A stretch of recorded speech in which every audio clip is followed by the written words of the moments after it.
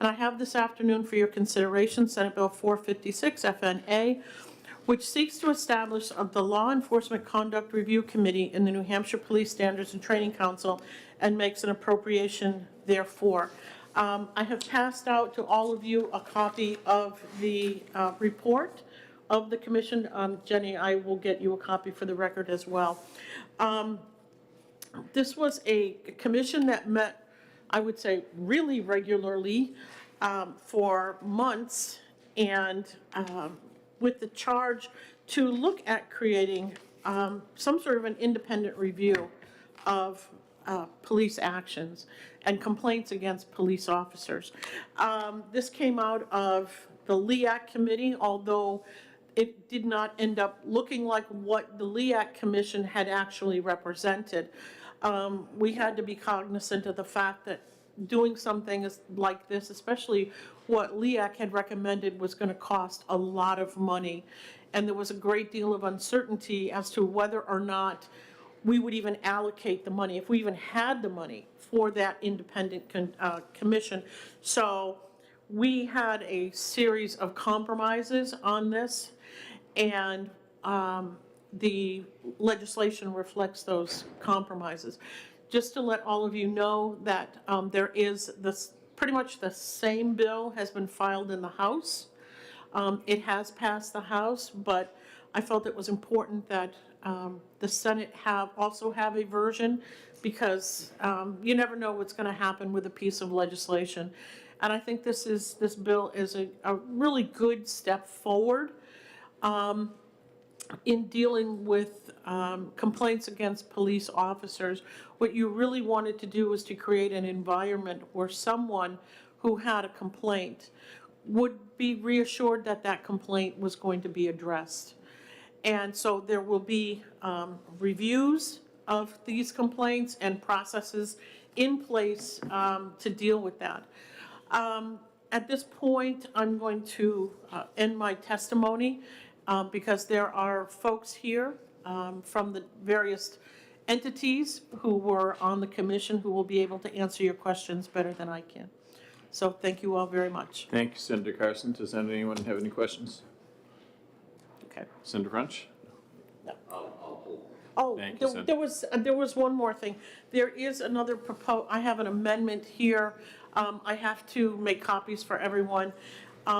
We are not going to be executing this bill today. We're going to do it when we come back from vacation. But it just aligns with what the House passed. So we'll have two of the same exact versions. So, and I will make sure that Jenny gets a copy of this, and it will be sent out to all of you. So when we exec it, you will have it in front of you. Okay. Thank you. Thank you, Senator. Mark Morrison. Oh, can we call John Skipper first? Oh, I'm sorry, Mark. John? Skipper, come on down. John?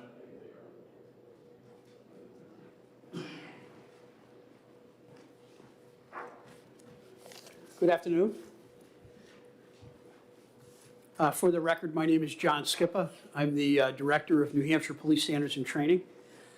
And I'm proud to say that our organization just celebrated our 50th year of service to the state of New Hampshire. And we are an independent executive branch state agency. The mission of our organization is to shape, sustain, and strengthen the competency and professionalism of New Hampshire law enforcement, and that's in service to our state. We accomplish this through our dual responsibilities of developing and providing initial and ongoing training to all New Hampshire police officers, corrections officers, and probation parole officers, and also by establishing and enforcing standards for the hiring, training, and conduct of all certified officers within the state of New Hampshire. I appear today to voice my support of the proposed legislation that you consider today. This bill was born during the work of Governor Sununu's Commission on Law Enforcement Accountability, Community, and Transparency of 2020, and it reflects the efforts of many people, each bringing a different perspective to that effort in furtherance of LEAC recommendation number 16 that provided a vision of how police misconduct should be addressed. The bill that you consider today helps do a number of things and meet a number of recommendations that were set forth by the LEAC Commission. Particularly, it contemporizes the process for New Hampshire law enforcement and New Hampshire police standards and training on how allegations of misconduct will be investigated and presented for hearing and disposition. It clearly defines what police misconduct is.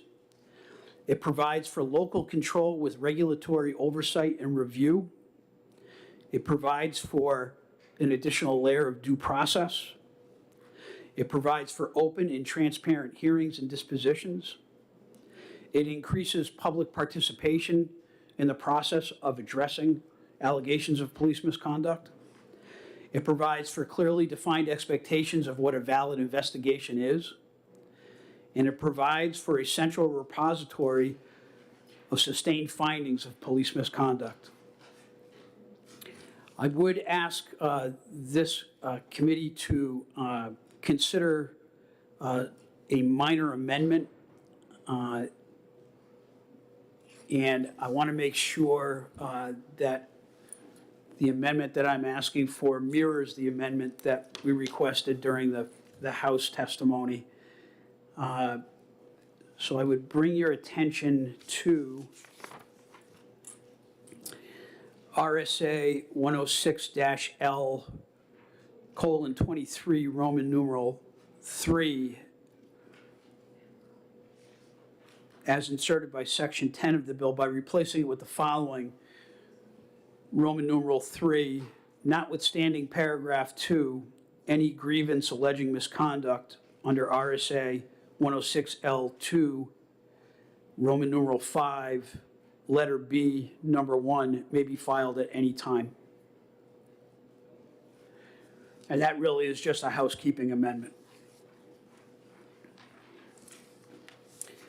And I stand ready to answer any questions from any member of the committee.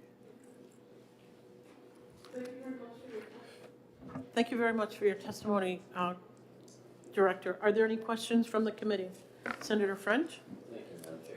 Thank you for coming in today. Absolutely. Do you have any idea how many complaints we might expect to see a year? That is an excellent question, Senator, and one that kind of perplexed the subcommittee that we worked on. I think initially we will anticipate that we're going to receive a fair number, because I think that oftentimes if somebody doesn't know where to file a particular complaint, they're going to probably look to us in the first instance. What is going to be very clear as part of this bill that's being considered is that it sets very definitive guardrails, if you would, that will define what allegations this misconduct committee would look at, and then what would not qualify for further investigation. It would be referred back to the home agency. But we do anticipate that it's probably going to be well used, well accessed in the first instance. You're welcome. Senator Khan? Thank you, Madam Chair. Nice to see you again, Mr. Skipa. So a couple of questions that I'd like to pursue. First, the amendment that you just suggested, is that the amendment that the prime sponsor referenced was passed by the House? I believe it is, Senator. And I want to just, I got called up here kind of quick, so I didn't get a chance to fully review it, but I'm highly confident that that is the exact amendment that was made in the House bill as well. And you referenced a section of statute. Would you just say that again? Yes, sir. The, and this is relative to the amendment that I requested. Yeah, amendment to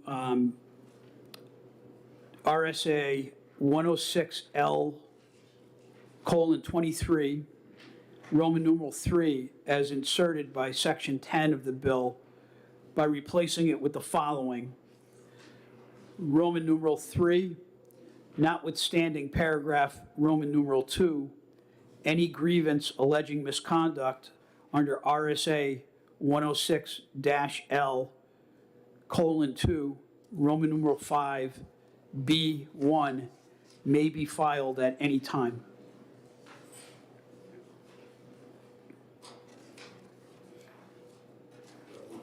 We'll get a copy of that next. If I can continue, Madam Chair. Yes, follow up? So, in this bill, there is also, they also make changes to the composition of the police standards and training councils and membership, right? Yes, Senator. And so can you just explain what those changes are and what you're trying to accomplish with that? Yes, sir. The initial composition of as it stands now, the composition of the council allows for 2 public members. And we felt it was important to increase that number to 4.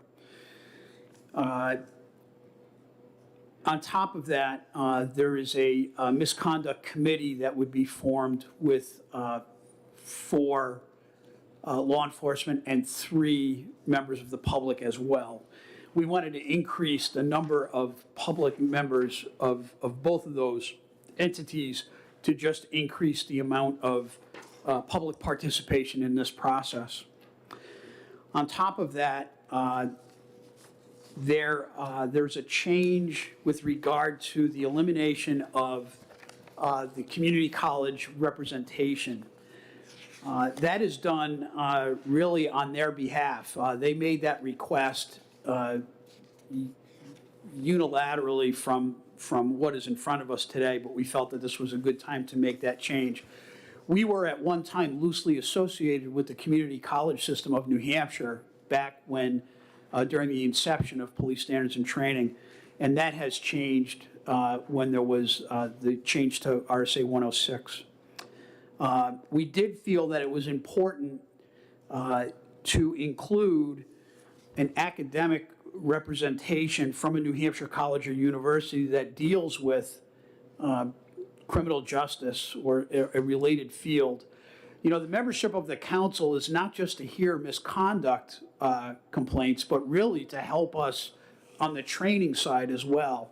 And it is my opinion, and it was shared by a number of members of the council to include Senator Carson, that it would be very important for us to draw that kind of expertise from a New Hampshire college or university to help us with lesson plans, to help us with academic resources, things of that nature. We thought it was very important to maintain that collaboration.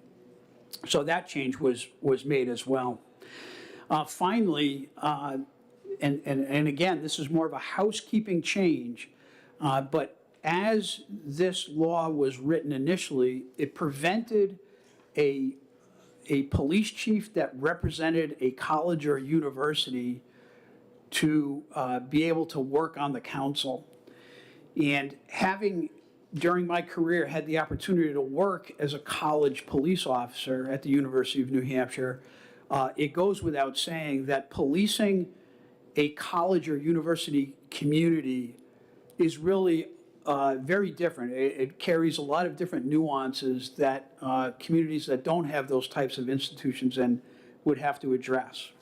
And we thought it was important, and I thought it was important, to include the opportunity for a college or university police department to be represented on the council as well, to bring that added insight as we talk about the future of law enforcement going forward. You're welcome, sir. You're all set? Oh, okay.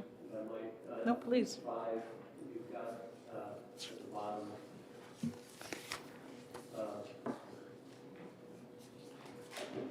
that upon receipt of a written notification, it's section 24. In this paragraph. And upon receipt of the written notification of the arrest of a law enforcement officer by the council, to include charging documents, the director may impose an immediate and temporary administrative suspension of the officer, I didn't find a definition of administrative suspension. So what do you consider to be administrative suspension? And in particular, does it include with pay, without pay, is that discretion of the director of the department? Okay, anyway, please. So this is an excellent question, and this is part of how this bill will help us contemporize our operation. I'm sorry. To repeat, this portion of this bill that you just mentioned, Senator, helps police standards and training contemporize our process. Presently, for us to take any kind of an action in the case of an egregious arrest or an egregious allegation where it would serve the public's interest in immediately suspending the officer, their certification, we would have to call the entire council together, get a quorum, and then have a vote. In administrative suspension, we liken that to an administrative license suspension on a DWI arrest. In that case, the Department of Motor Vehicles, upon arrest for DWI, can temporarily suspend in an administrative way the driver's license after 30 days from the date of the arrest. And it is administrative in nature. At that point, the Department of Motor Vehicles has no facts other than the fact that the person had been arrested for DWI. We want to kind of use that logic to address these types of situations here, where an administrative suspension would be just that. We would immediately suspend that certification, which prevents the officer from working as a police officer. They no longer would have a quote-unquote license to work as a police officer. At the same time, it protects the due process rights of the officer in that the suspension is administrative in nature based only on the arrest, without knowing any of the underlying facts, and in the absence of a hearing and allowing the officer to present their case in front of the council, which we would ask them to do to address that administrative suspension. But you are accurate in that we did not add a definition of what an administrative suspension is in this bill, and maybe that would be important to do that. So that the officer then could be assigned non-arrest duties. So under our present administrative rules, they could not, if the officer's certification is suspended or revoked, they cannot work in any capacity that would even remotely represent that they're a law enforcement officer. They could not wear a police uniform, they could not drive a police car, and they could not take part in any law enforcement activities. The home agency could find them a job, that would be outside of the realm of law enforcement, but they could not wear their uniform or represent themselves to be a police officer at that time during the suspension.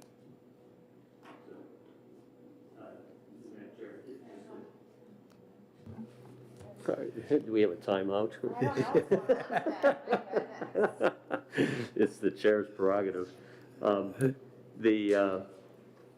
So that's something that could be added to the definitions. And relative to the definition, there's one other that maybe could be helpful, and that's to define what committee is. I'm sorry, sir? What committee is. I think in every instance that you're referring to a committee, you're referring to the new committee that's established on page 6, the Law Enforcement Conduct Review Committee. But we've defined the council in the definitions and not what the committee is. It got to me reading this, Madam Chair, on that might be valuable. We've defined council, we've defined director, we haven't defined committee, and it's used extensively through this. Administrative suspension would be the other term that I think it'd be valuable to, just as you described it earlier. That's all for now.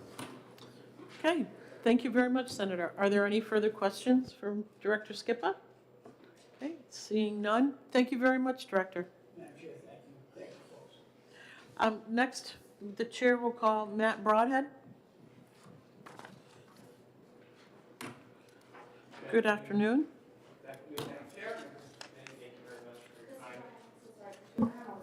That's okay.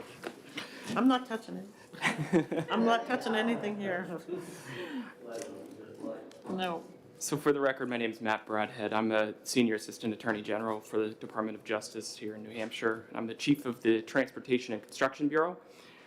In that role, I'm the Chief Advisor to the Department of Safety, and I represent the New Hampshire State Police. Over the last 2 years, I've been fortunate enough to participate in drafting legislation and administrative rules implementing the governor's recommendations that were issued through the Lee Act Commission.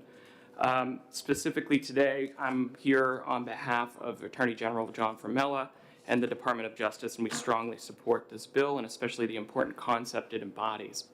And I'm not going to reiterate a lot of the prior testimony for the sake of time, but I do want to highlight a couple of things that this bill accomplishes, and it balances really what I think are 5 important interests. One, it provides oversight and accountability in investigations into police misconduct. It increases transparency for confirmed violations of police misconduct. It promotes consistency and uniformity among police departments as to what constitutes reportable misconduct. And it balances those 3 interests with the interests of maintaining the privacy rights of individual police officers who are subject to frivolous complaints. It also allows local police chiefs to maintain local control over their employee discipline. So we strongly urge the passage of SB 456. I did note that House Bill 1682 did pass last week in a voice vote of the full House committee as amended, and it does have strong, broad-scale support from community stakeholders, police unions, members of the law enforcement community, and it really does address a much-needed gap in our current system, which is once somebody files a complaint of misconduct, that the outcome of that complaint with the local PD is never really made public. It may have been addressed, it may not have been addressed. What this does is it provides a review committee that can look at those instances, and with the majority law enforcement composition of the group, of the conduct review committee, it allows to screen those complaints in the model of the Attorney Discipline Office, which is really what this concept was, the driving concept behind this conduct review committee. As the director testified, it makes much needed updates to the Police Standards and Training Council and their laws, and outside of the conduct review committee, it gives them more tools to work with respect to misconduct. The last point that I'd make is that we do, there's a lot of complaints in terms of from law enforcement that we've heard at our office, at the Attorney General's office, is the lack of uniformity. And I cannot overstate the definition of misconduct in this bill and what it encompasses. It's a really great start at compromise that has been forged over the last year and through a lot of hard work. And I'd like to thank Senator Carson for her leadership and Director Skippa for his stewardship on this issue as well. There is one thing that I just wanted to address. It's kind of hidden, but it is on the second page.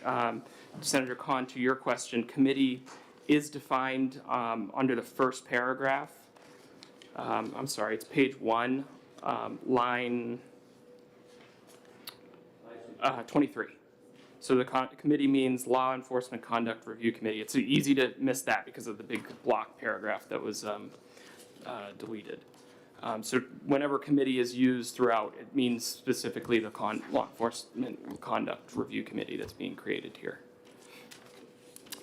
With that concludes my testimony. I'm happy to take any questions. Thank you very much for your testimony, Attorney Broadhead. Are there any questions from the committee? Senator Khan. Thank you, Madam Chair. Just one in particular, thank you for pointing that out. You're welcome. Right. I completely missed that a couple of times when I read this. On page 7,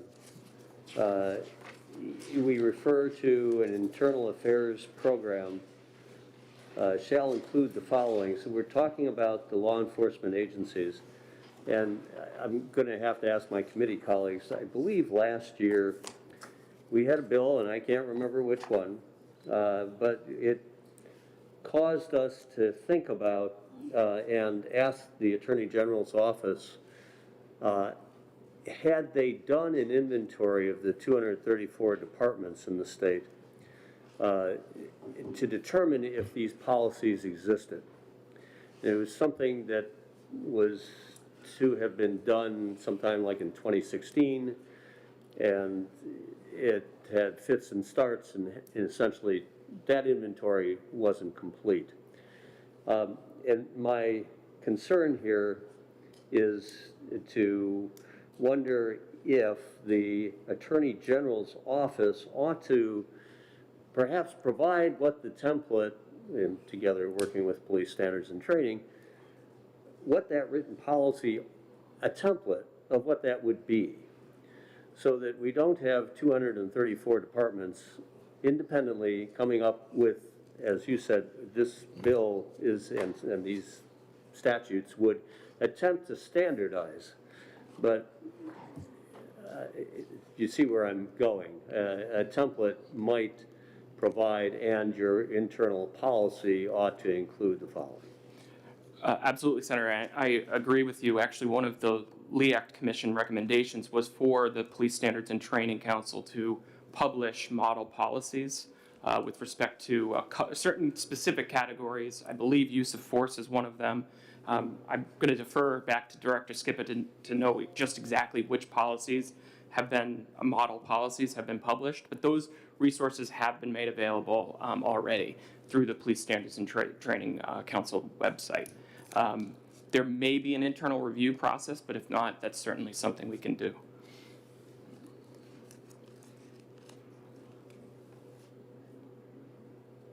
Do you believe that we've already covered this in another manner, or is this something that ought to be referenced as this statute goes forward?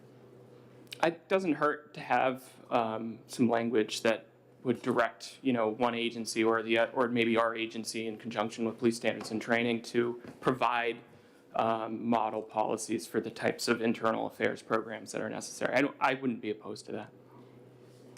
Thank you. Are there any further questions? Okay. Thank you all. Seeing none, thank you. The chair will call Commissioner Edwards.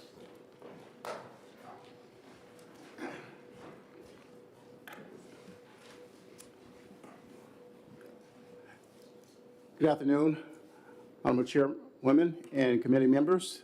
For the record, my name is Eddie Edwards. I appear here today on behalf of the Department of Safety.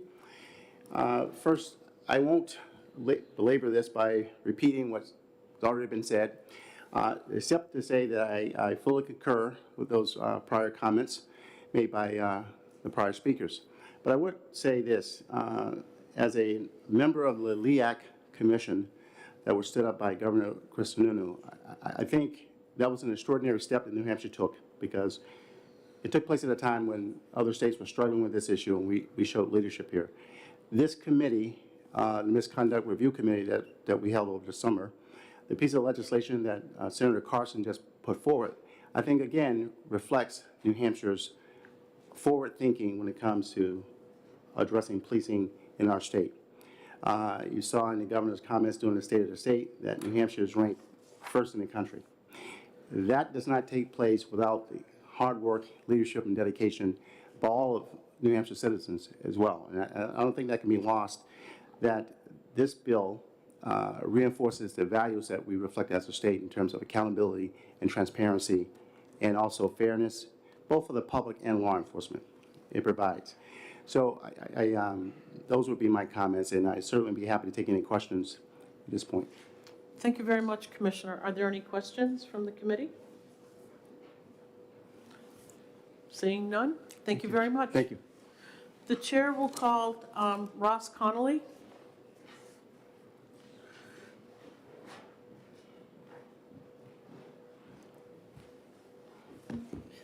Thank you, Madam Chair and members of the committee for holding this hearing today. For the record, my name is Ross Connolly. I'm the Deputy State Director for Americans for Prosperity.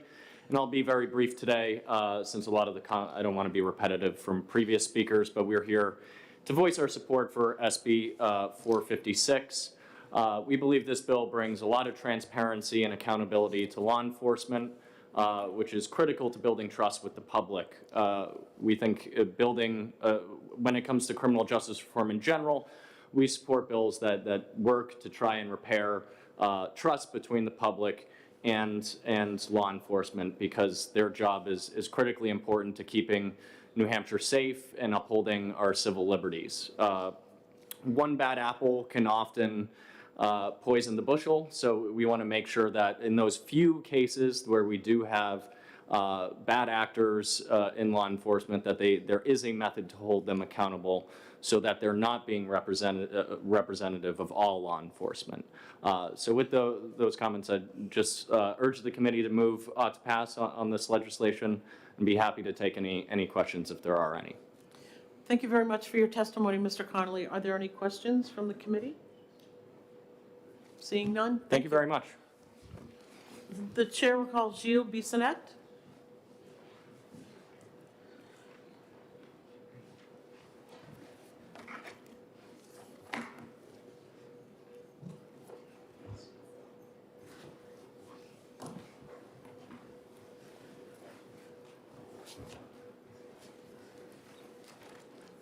Thank you so much, Madam Chair, members of the committee. Gilles Bissonnette, Legal Director for the ACLU of New Hampshire.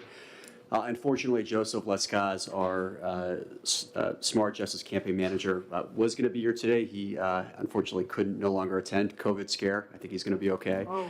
But I'm here on his behalf and on behalf of the organization. We're here in support of this legislation.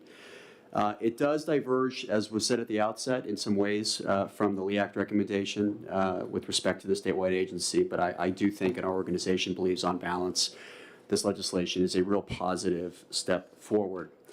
And I think this is really because at the end of the day, this bill is a significant improvement over the current process where local law enforcement agencies often conduct internal disciplinary investigations with not a tremendous amount of transparency, and often, in my view, frankly, with not a tremendous amount of public accountability. And I think this bill does go a long way to try and address some of those things. And just an example, just from the last couple of years, there was an audit done of the Salem Police Department back in 2018, and that audit showed that the department failed to take seriously complaints concerning their own officers' alleged misconduct. And I think this bill really gets to the core of that concern that some members in the community have. And I would also note that I think really one of the strong benefits of this legislation as well is the statewide uniform definition of misconduct that it puts forward. And that's on page 2, line 7 to page 3, line 4. So for all of those reasons, we support this legislation and wanted to notify the committee of that. I also would note as well, I forgot at the outset, that Joseph Lescaz as well served both on the Lee Act Commission as well as the study committee that was reviewing this last year, as I know Chairwoman Carson knows as well. So thank you. Thank you very much for your testimony. Are there any questions from the committee?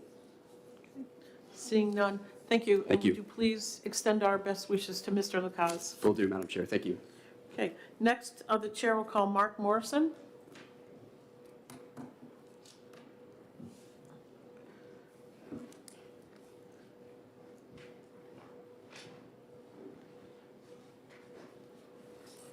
Good afternoon, Madam Chair, Good afternoon. fellow committee members.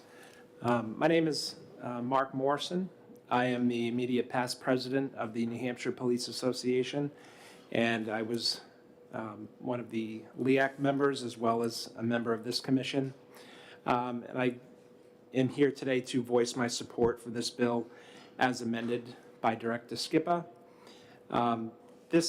This piece of legislation really represents a lot of work by a lot of people that took really hours and hours to hammer out, the details and provide, due process and fairness across the board.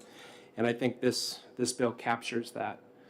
I'm happy to support it with the changes, and I would like to extend my sincere appreciation to Senator Carson for her work on this, as well as Attorney Broadhead for chairing the meetings. And with that, I'll take any of your questions. Thank you very much for your testimony. Are there any questions for Mr. Morrison? I should say Captain Morrison. Okay, seeing none, thank you very much. Thank you so much. The chair will call Joseph Hobecki. Good afternoon, Chief. Afternoon, Senator. Senator Carson, members of the committee, my name is Joseph Hobecki. I serve as the Chief of Police in Hollis, and I'm also the president of the New Hampshire Association of Chiefs of Police. I don't want to duplicate a lot of the remarks that have been made already, so I'll just be very brief. This is a good piece of legislation, and I feel that this will help build trust and legitimacy and provide transparency in policing in order for us to meet the ever-challenging and increasing demands of policing in the 21st century. You've heard from the Attorney General's office, certainly Director Skippa, the ACLU, and various other stakeholders. Although I was not on LEAC, I had the opportunity to serve on the work group when the legislation was initially developed, and I can tell you we came a very far way from where it was at to where it is now. And the reason why that happened is because people collaborated and they listened to each other's viewpoints and they worked in partnership to come up with this bill. So I'm very appreciative of all the work, and I can't say I played much of a part in it, but I am very happy to support it as a chief and on behalf of the Chiefs Association. I'll certainly be willing to answer any questions, or try to, that you might have. Thank you very much for your testimony, Chief. Are there any questions from the committee? Seeing none, thank you. Thank you so much. Are there any other members of the public that would like to speak to Senate Bill 456? Okay. Oh, Senator Khan? Mr. Yeah, I'm not sure who to ask this of. What's your question, The Senator? question is, the public appointees to both the committee and to the police standards and training, which are being added to there, the appointment process is always through the governor. I'm sorry, it's through the Through what? the governor, as I Correct. read this. It just, that's a unidirectional appointment, which doesn't, it may add the appropriate diversity to these councils and committee. But I was wondering if there was somebody who might address that question, but I don't know to whom. Yes. Director Skipper, you want to come up again and answer that question? Thank you, Madam Chair. I apologize, Yeah, I'd be Senator. glad to ask that question Yeah, again. sitting by the air thing back there, I can barely hear it, so. Got it. I think there are like 7 members of the public that are being named to either the committee, the Law Enforcement Review Committee, or the Police Standards and Training Council. In each case, I believe that the appointment is to be made through the governor's office. Yeah, and I wanted to ask, we might achieve the necessary diversity of public representation, and then again, perhaps, so I'm wondering, was that addressed, that yes, the governor certainly has the reach to make appointments, but would we potentially benefit from offering those appointments to other leaders of the legislature, other organizations in the state that do have advisory capacities to law enforcement or to the courts. And it is, it's not, I ask this in the sense of, I assume one of the goals is to add the most diverse representation to these two bodies that you can identify. And are there more discrete ways or obvious ways to define that? So, this is an excellent question, Senator, because this was a point of discussion during our committee meetings relative to the composition of the council, the composition of the committee, and then how people would be placed on either of those two boards. And there was a pretty robust discussion relative to, should we include any groups that may be representative of a, marginalized population? Should we provide certain organizations with a seat that would possibly cause other organizations to not be represented? And I think in the end, historically, the council has always been members appointed by the governor, the sitting governor. And that process has been very, in my opinion, it works very well in all the time that I've been in law enforcement. I think it's hard for the governor to not, any governor to not be cognizant of those types of appointments because of the importance that those people bring to that particular council. And I think in the end, I think our committee ultimately landed on the fact that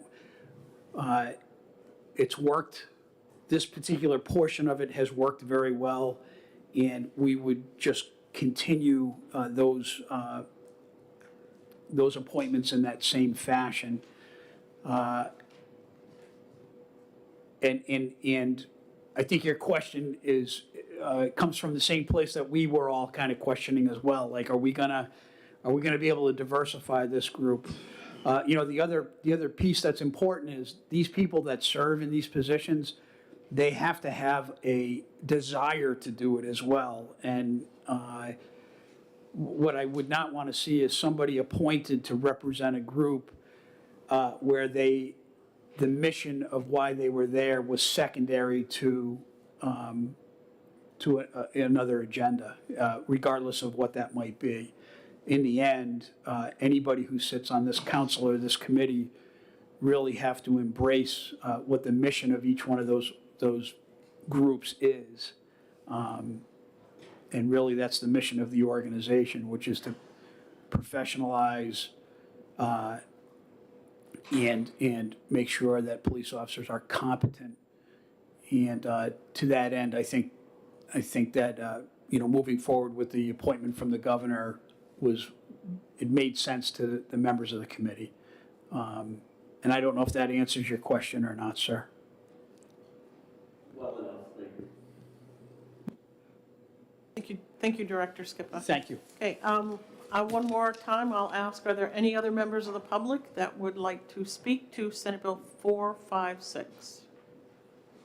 Okay, seeing none, I'm going to close the public hearing. The committee will be in recess for 15 minutes.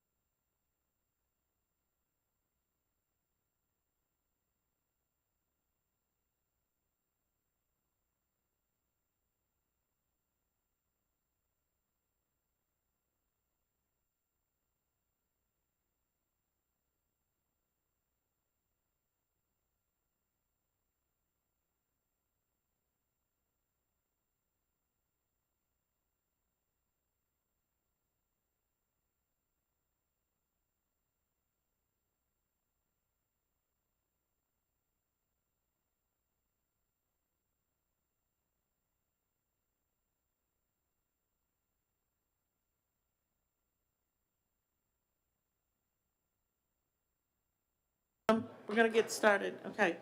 The committee will come out of recess, and I will take a motion to go into executive session. Move we go into executive session? Senator French moves executive session. Is there a second? Seconded by Senator Whitley. I would like, at this point, to thank my colleagues on the committee. We've all worked very, very hard up to this point, and I can't remember being almost finished before we go on our break next week. And we couldn't have done it without all of you working hard, Jenny, our secretary, and Mr. Lehman, our attorney. So I just want to thank you all for all of your hard work. When we come back from our break, we will exec the bill that we heard today, and we will start hearing House bills.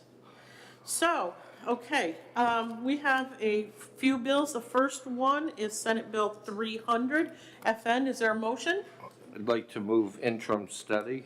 Okay, Senator French moves interim study. Senator Gannon seconds.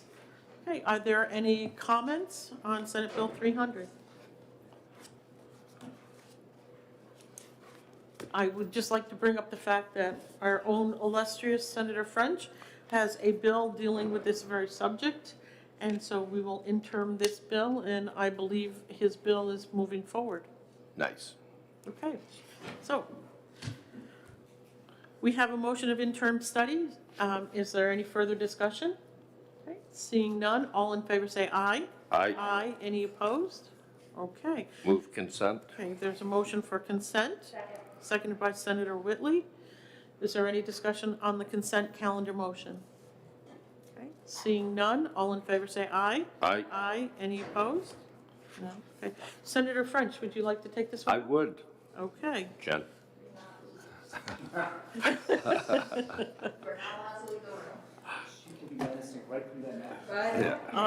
Piercing. Okay.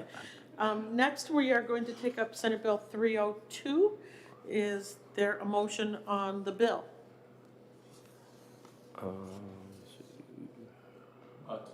Okay, Senator Gannon moves out to pass. I will second that. Okay, Senator French seconds. We also have an amendment, which is amendment number 0650. This was sent, I believe, this morning. Does anybody need some extra time to look over the amendment? And,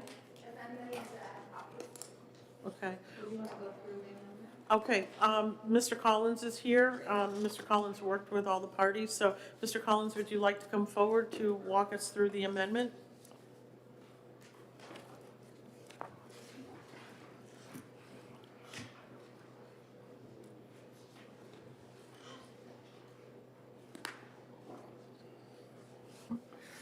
Thank you, Madam Chair, members of the committee.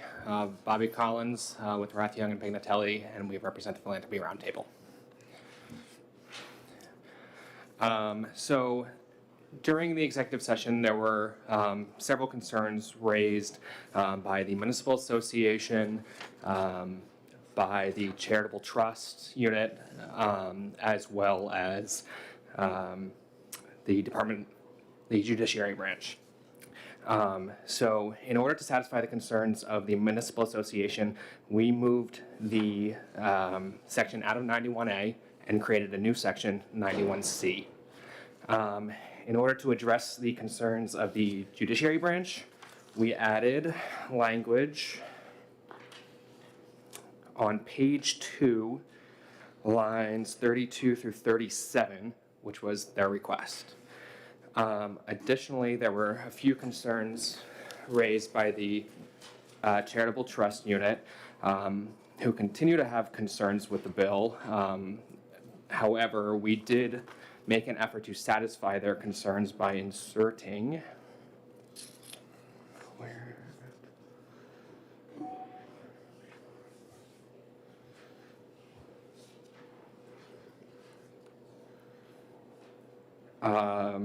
language on page 3, lines 7 through 17, which would allow the Board of Directors information to be collected by the Charitable Trust Unit for the purposes of managing the organization, particularly when they have to deal with an issue with the nonprofit.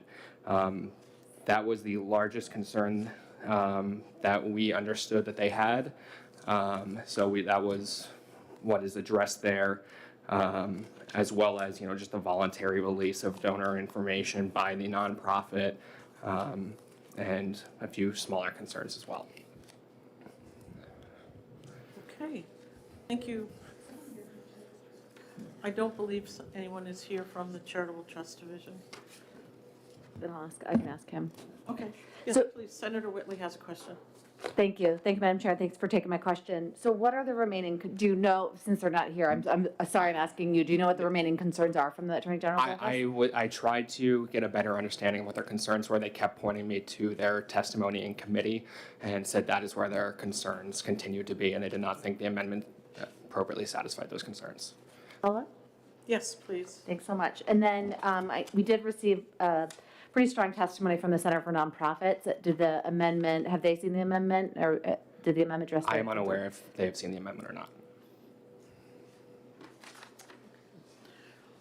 Are there other comments, other questions for Mr. Collins? Thank you, Mr. Collins, for at least trying to come up with a compromise with everyone, and I think you've gotten probably about 3/4 of the way there. So again, thank you very much. Thank you. Okay. So he has identified where there's a compromise. So before we get started, is there a motion on I move. Amendment 0650S? I move on to pass on 0650S. Is there a second? Seconded by Senator Gannon. Okay, I think this moves us closer. I think it's probably better than the original legislation. Is it quite there yet? I don't know, but if we pass this, it'll go to the House, and the House can continue to work on it. Senator Whitley, did you have a comment? Yeah, I think I would agree that, the amendment improves the bill, so I could vote for the amendment, but I don't think I can vote for the bill, without, really getting the Attorney General's office on board. And I think, because, my other concern is that I don't think that this bill is actually necessary. We have the U.S. Supreme Court decision. We heard some testimony about how this can get in the way, in addition to those issues, adding another layer of secrecy, I think, is problematic in my opinion. And so, because I don't think we need this bill, we have that jurisprudence from the U.S. Supreme Court that's playing out. I don't see why we need this New Hampshire, an added layer of litigation, and a layer of secrecy. So, I could support the amendment to improve the bill, but I don't think, I can't support the bill as a whole. Thanks. Thank you. Are there any further comments? Okay. Seeing none, okay, we have an ought to pass motion on Amendment 0650S. Is there any further comment? Okay. Seeing none, all in favor say aye. Aye. Aye. Any opposed? Okay, so we have a motion. Is there a motion on the bill as amended? Move on to pass as amended. Senator Gannon seconds. Okay, is there any discussion on the bill as amended? I know you're just, you're waiting. I think what Senator Whitley just raised, with not having two of the primary parties to this, meaning nonprofits through Liz Reardon and AG's office. I appreciate the clarity that's added, but I don't know that we should be taking this up without their feedback. Okay, thank you. Anyone else? Okay, seeing none, the motion is ought to pass as amended. All in favor say aye. Aye. Aye. Any opposed? No? Okay, 3-2. Jenny, I'll take this one.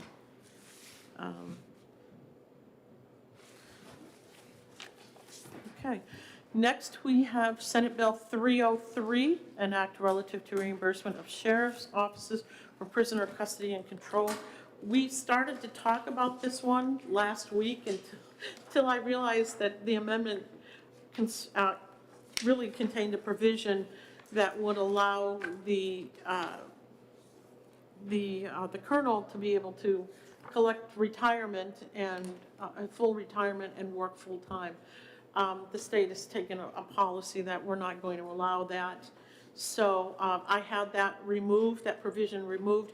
You have Amendment 0711S. I don't have that, I'm sorry. You don't have it either? Jeez, okay.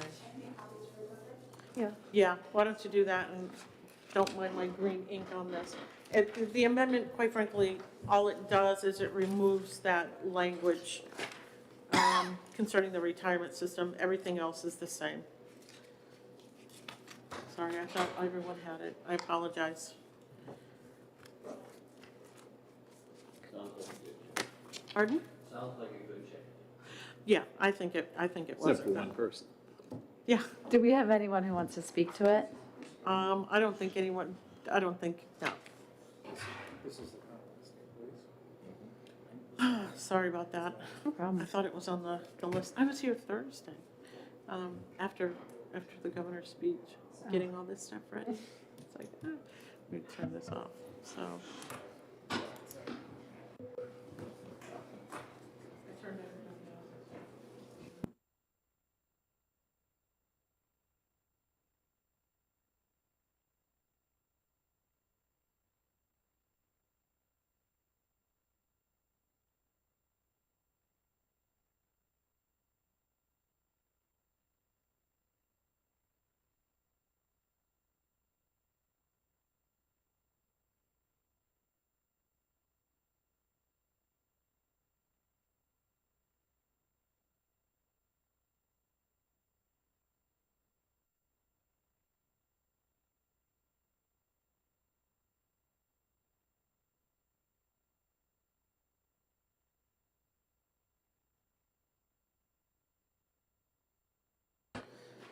The committee will be in recess. Oh, no, guess we won't. We will come out of recess.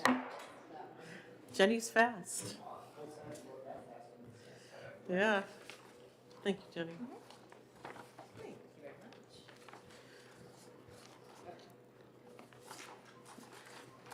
So as you can see, that particular language concerning the retirement system was taken out, and all you have left is the language concerning the position of the colonel of the state police.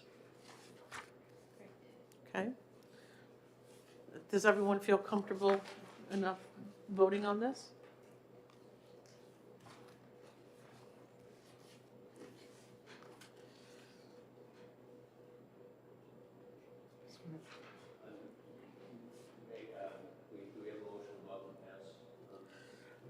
We don't yet. We do not. Would you like to move on to pass on Amendment 0711S? I'll move the motion to pass on 303. Right. Okay. Well, we've got, Yeah, and then I'll move the amendment. okay, why don't we move the amendment first and then we'll do, so are you making a motion to move Amendment 0711S? Okay. And I will Senator second Khan that. moves and seconded by Senator French. Is there any further discussion on Amendment 0711S? Okay. Seeing none, all in favor say aye. Aye. Aye. Any opposed? Okay. Is there a motion on the bill as amended? So moved. Okay, Senator Khan moves ought to pass as amended on Senate Bill 303. Is there a second? Second. Senator French seconds. Is there any discussion on the bill as amended? Okay, seeing none, all in favor say aye. Aye. Any opposed? Okay, is there a motion for the consent calendar? Say Senator Oh, you're Khan moves fast. consent. Is there a second? Second. Senator French. Is there any discussion on the consent calendar motion? Seeing none, all in favor say aye. Aye. Aye. Any opposed? Okay. Senator Khan, would you like to be responsible for the little blurb? I'd be glad to. Okay.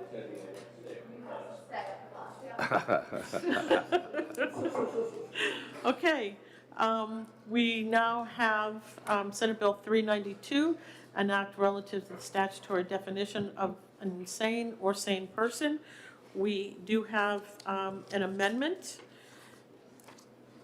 And that amendment is, 0767S.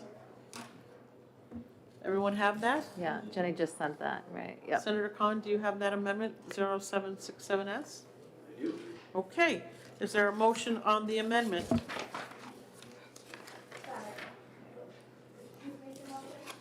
We're at that point now where we're deciding who's going to make the motion, a motion on Senate Bill 392. I'll move ought to pass on the bill, and then ought to pass on the amendment. Okay, Senator Whitley moves ought to pass on amendment 0767S.